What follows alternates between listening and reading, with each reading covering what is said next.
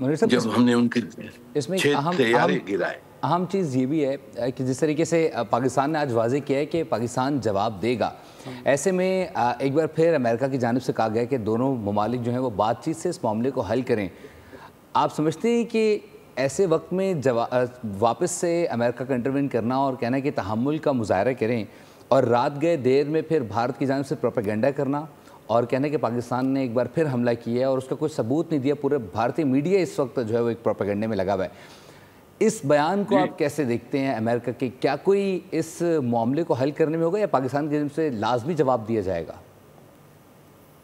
ये देखें, अमेरिका और हिंदुस्तान का एक स्ट्रेटेजिक पार्टनरशिप है और इसलिए अमेरिका की पोजीशन मेरे नज़र में हर वक्त हिंदुस्तान की तरफ टिल्ट होगी।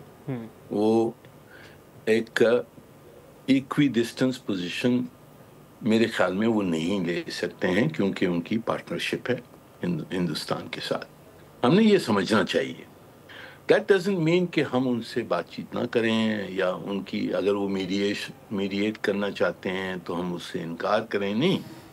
पर हमने समझना चाहिए कि जो भी मीडिएशन लेता है वो किस पोजीशन में है और उसकी क्या कंपल्शंस हैं, और फिर हमने उसको जज करना चाहिए कि उसकी मीडिएशन कितनी कीमती है या नहीं है।